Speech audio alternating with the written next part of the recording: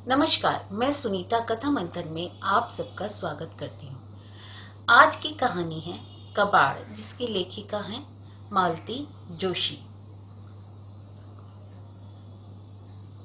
और इसके साथ ही साथ मैं सारा आकाश उपन्यास का तीसरा, चौथा और पांचवा अध्याय भी डाल चुकी हूँ। उसे आप हमारे चैनल कथा मंथन पर देख लीजिएगा। और साथ ही साथ मैं अपने नए चैनल इंडियन यूट्यूबर सुनीता की किस्से कहानियाँ, आप मेरे नए यूट्यूब चैनल पर हमारे ब्लॉग्स देख सकते हैं। और प्लीज़ वहाँ जाकर सब्सक्राइब कीजिए, लाइक कीजिए।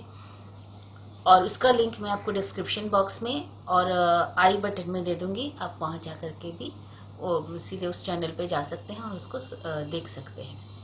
तो चलिए शुरू करते हैं मालती जोशी जी की कहानी कबाड़।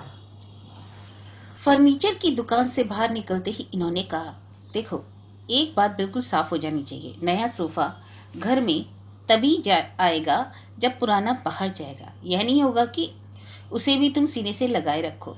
नए घर में कोई पुराना सामान नहीं जाएगा सिवाय तुम्हारे। यह जुमला, यह मजाक अब इतना घिस चुका था कि मुझे ना तो हंसी आई और ना ही गुस्सा। मैं चुप ही बनी रही। एकाएक मुझे याद आया, सुनिए, बहुत पहले बड़े भैया ने एक बार कहा था, सोफा सेट अगर निकालो तो एक बार मुझसे जरूर पूछ लेना।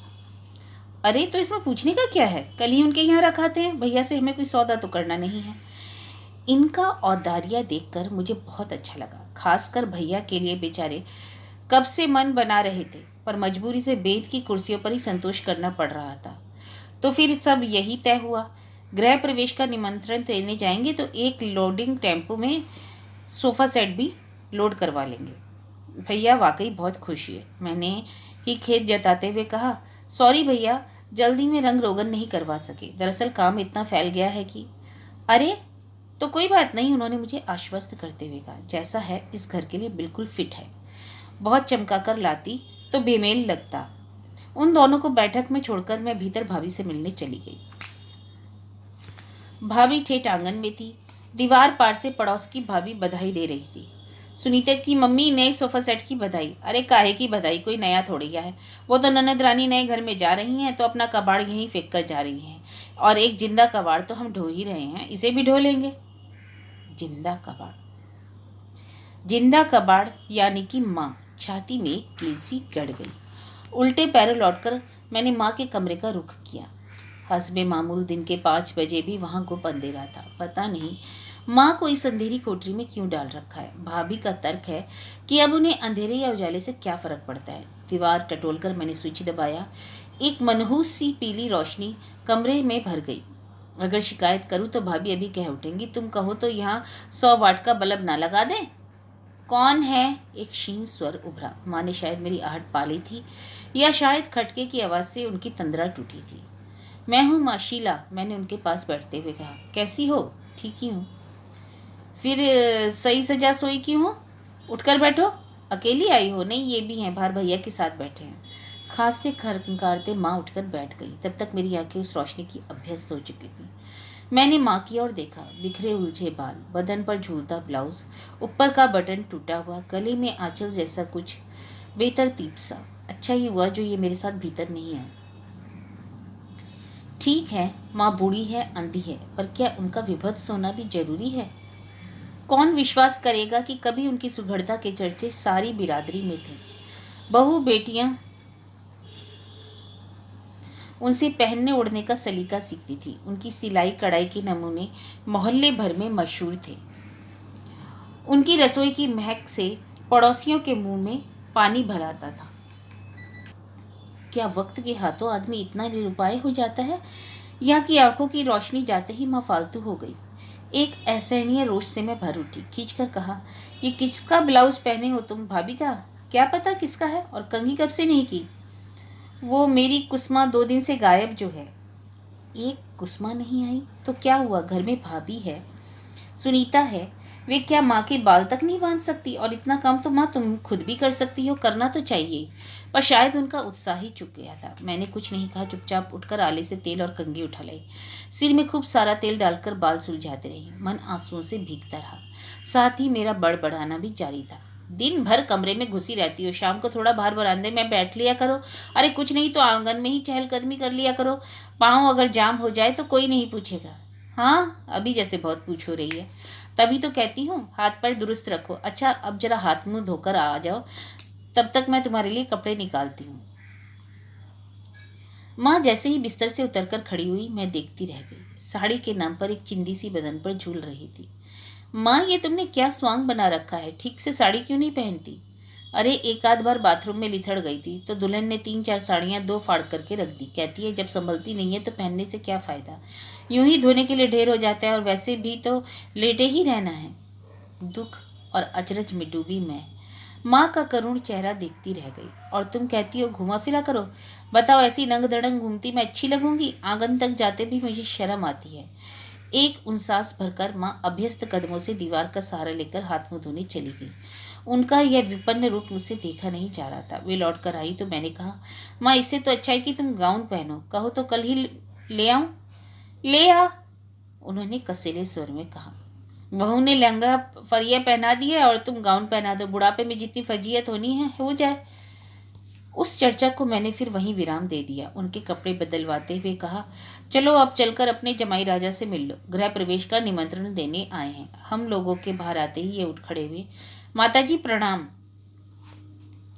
जीते रहो बेटा, माँ ने आवाज की दिशा में हाथ उठाकर कहा। उन लोगों को बैठक में छोड़कर मैं भीतर चली आई। भाभी किचन में हमारे लिए नाश्ता बना रही थी। विजय विनय प्लेट वगैरह लगा रहे थे। वाह भाभी, प्याज के पकौड़े, मैंने बेवजह हुलसते हुए कहा। भाभी को खुश रखना भी तो जरूरी था। भाभी, खाने पीने में मैं असली बात ही भूल गई। इस रविवार को गृह प्रवेश है, आप सबको सुबह से आना है। मैंने जानबूझकर छुट्टी का दिन चुना है। हाँ, माँ को भी जरूर लाना। सो तो लाना ही पड़ेगा, नहीं तो किसी एक को घर पर रुकना पड़ेगा। नहीं, घर पर कोई नहीं रुकेगा, सबको आना है। सुनीता उसी समय स्कूल से लौटी थी। बोली, बुआ सबको कहाँ बुला रही हो? बुआ इतवार को नए घर में जा रही है, भाभी ने बताया। सब लोग नए घर में जा रहे हैं, विजय बोला। एक हम ही हैं जो इस खंडर में पड़े हैं। खंडर में और खंडर के साथ, विनय ने कहा, और दोनों फिक्स से हंस दिए। सुनीता भी मुंह फेरकर मुस्कुरा दी। मुझे अपेक्षा थी कि भाभी बच्चों को डांटेगी, पर वे चुपचाप पकौड़े तलती रही। जाहिर था उन्हीं की शय पाकर बच्चे बदतमीजी कर रहे थे। मन पर एक खरोंच सी लगी। विषय बदलने की गरज से मैंने कहा, भाभी आजकल कुसुमा नहीं आ रही है क्या? माँ बता रही थी। अरे उसका देवर नहीं रहा। कैसे? मिनी बस से टक्कर हो गई थी। बुआ, आपने तो पेपर में पढ़ा होगा, ऑन द स्पॉट ही मर गया था। भगवान भी कैसा निर्दयी है, जवान जहान लड़कों को उठा लेता है। और भाभी ने अपना वाक्य अधूरा ही छोड़ दिया, पर मेरे मन में वह पूरा होकर ही चक्कर काटता रहा। मृत्यु पर किसी का वश होता तो क्या माँ अभी तक जीवित रहती? वे तो बाबूजी के पीछे पीछे ही चली जाती। उनका जी तो तब से ही उचाट हो गया था, और आंखों से लाचार होने के बाद तो वे जैसे एकदम मौन ही हो गई। जीने का उत्साह भी नहीं रहा। लेकिन यह बात भाभी को कौन समझाए? मन पर एक और खरोंच सी लगी थी, इसलिए मैंने बात बदल दी। नया विषय उठाते हुए कहा, भाभी सुनीता की मिठाई कब खिला रही हो? अब तो एमए किए भी 2 साल हो चले। अरे अपनी लाडली से ही पूछ लो। लाडली ने मेरे पूछने से पहले ही बता दिया। बुआ, साफ बात है, दादी के रहते मैं शादी नहीं करूंगी। क्यों? मैंने आश्चर्य से पूछा। दादी क्या मना करती है? उल्टे वे तो खुश होंगी। उनके खुश होने से क्या होता है? जरा मम्मी का तो सोचिए, वे तो एकदम अकेली पड़ जाएंगी। अकेले वे किस किस को देखेंगी, कितना काम करेंगी? ये दोनों भूतनाथ तो किसी मतलब के भी नहीं है। पगली, लड़की की शादी के बाद तो हर माँ अकेली ही पड़ जाती है, तो क्या शादियाँ नहीं होंगी? और फिर दादी के अभी कितने दिन बाकी हैं कौन जानता है। यही तो हम समझा रहे हैं। हम तो क्या सेवा करते करते बुढ़ा ही गए हैं, तुम भी बुढ़ा जाओगी तो शादी कौन करेगा? मन एक बार फिर लहूलुहान हुआ, पर मैंने जज करते हुए कहा, दिन भर के लिए एक आया रखी जा सकती है। रख तो लेंगे, पर उसे देंगे क्या? यह मेरी कुसुमा 1 घंटे के लिए आती है, नहला धुलाकर कपड़े भर खींचती है, वह भी 300 रुपये लेती है। दिन भर वाली तो 1000 से कम क्या लेगी, और इतना रुपया किसके पास है? मन तो हुआ उतने रुपए की पेशकश कर दूं, पर संकोच कर गई। और यह अच्छा ही हुआ, क्योंकि सुनीता बता रही थी कि चाचा ने ऐसी पेशकश की थी, पर मम्मी ने मना कर दिया। बोली, हम किसी के एहसान क्यों लें? अरे इसमें एहसान की क्या बात है? यह तो उसका फर्ज है, आखिर उसकी भी तो माँ है। फर्ज है तो फर्ज की तरह निभाए ना। माँ का इतना ख्याल है तो 2 बार महीने में अपने पास भी रख ले। पर उनके पास तो बहू की नौकरी का बहाना है। सब नौकरी वाले हैं, हम ही फालतू हैं जो बिगाड़ ढो रहे हैं। मतलब कि माँ को रखना बेगार ढोना है। मन में फिर एक बार शूल सा चुभा। मैं तिल मिलाकर रह गई। भाभी छोटे पर बेहद नाराज है, पर छोटे का तर्क यह है कि बड़े भैया माँ को रखे हुए हैं तो कोई एहसान तो नहीं कर रहे। इतने बड़े घर में मुफ्त में रहते भी तो हैं, हमारी तरह हर महीने 2,500-3,000 किराए के देने पड़ते, तब पता चलता। बड़े भैया भी जानते हैं कि छोटा भी तभी तक चुप है जब तक माँ है। माँ के जाते ही वह हिस्सा मांगेगा, इसलिए घर की मरम्मत वे में एक पाई भी खर्च नहीं करते। 60 साल पुराना वह घर धीरे धीरे खंडर बनता जा रहा है। भाभी और उनके बच्चों की आंखों में जो एक अच्छे से घर का सपना था, वह शायद धीरे धीरे धुंधला पड़ता जा रहा है। शायद इसलिए सबके मन में इतनी करवाहट बढ़ गई है। हमें तो इसी खंडर में रहना है और खंडर के साथ। विनय की यह बात फिर एक बार कानों को झंझना गई। लौटते समय मन बेहद उदास था। रह रहकर आंखों के सामने माँ का अंधेरा कमरा, मैला कुचेला बिस्तर, अस्त व्यस्त कपड़े, रूखे उलझे बाल और बदरंग चेहरा घूमता रहा। बहुत देर बाद इन्होंने मेरी चुप्पी को लक्ष्य किया। क्या बात है, बड़ी चुप चुप हो? क्या करूँ, जब भी वहाँ से लौटती हूँ तो मन खराब हो जाता है। भाभी कभी कभी ऐसी जहरबुझी बातें करती है कि आग लग जाती है। अरे टेक इट इजी यार, जो करता है उसे बोलने का हक देना ही पड़ता है। बेचारी दिन भर लगी हुई तो रहती है।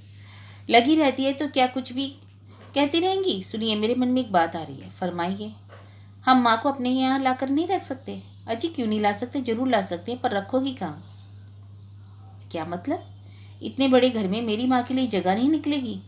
मेरा मतलब यह था कि वहाँ तो उनके लिए एक अलग से कमरा है, अपने यहाँ तो कोई ऐसी सुविधा नहीं है ना। 3 बेडरूम का घर है और वो रूम बढ़ भी गए हैं, 2 बच्चों के और एक हमारा, चौथे की गुंजाइश ही कहाँ है? यह तो कोई बात नहीं हुई, दिव्या माँ के साथ रूम शेयर कर सकती है। इन्होंने कोई प्रतिवाद नहीं किया। घर पहुंचने पर चुप बने रहे, पर बात उनके मन में खदक रही थी कि यह घर जाकर पता लगा। दिव्या पानी लेकर आई तो इन्होंने झट से कहा, बेटे तुम्हारे कमरे का इंटीरियर हो रहा है। सच पापा? उसने हुलस कर कहा। किससे करवा रहे हैं? मेरी सहेली है ना अरुणा, उनके भाई भाभी खूब अच्छा करते हैं, उनसे बात करें, हमें कंसेशन भी दे देंगे। फिलहाल तो तुम्हारी मम्मी ने यह जिम्मा लिया है। मतलब? नानी को वह घर ला रही हैं और वो तुम्हारे साथ रूम शेयर करेंगी। Oh no! उसने दोनों कानों पर हाथ रखकर कहा, mamma you can't do this thing to me. No never. वह पैर पटकते हुए चली गई। मैं हैरान होकर देखती रही। क्या यही नानी की दुलारी दिव्या है? क्या यही वह दिव्या है जो नानी के यहाँ जाने के लिए रो रो कर घर भर देती थी? नानी के पास सोने के लिए जो विजय विनय से लड़ पड़ती थी? मैं नाहक की भाभी के बच्चों को दोष दे रही थी। मेरे तो अपने बच्चे भी वही भाषा बोल रहे हैं। मुझे उदास देखकर वे बोले, तुम्हारा मन इतना ही है तो माँ को जरूर ले आओ, रहने की ऐसी कोई समस्या नहीं है। दिव्या की इच्छा नहीं है तो माँ अपने कमरे में रह लेगी, मैं बाहर ड्राइंग रूम में दीवान पर सो लूंगा, नो प्रॉब्लम।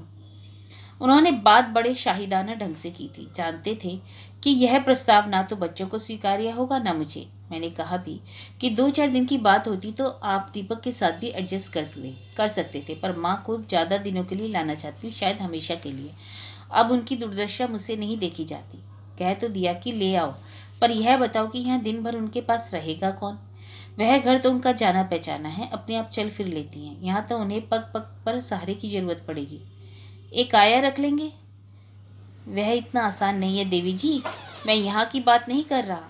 यहाँ तो सब बाइयाँ तुम्हारी परखी हुई हैं, पर वहाँ तो सब कुछ नया होगा। नया माहौल, नए लोग। साल 6 महीने में हमें बहुत चौकन्ना रहना पड़ेगा।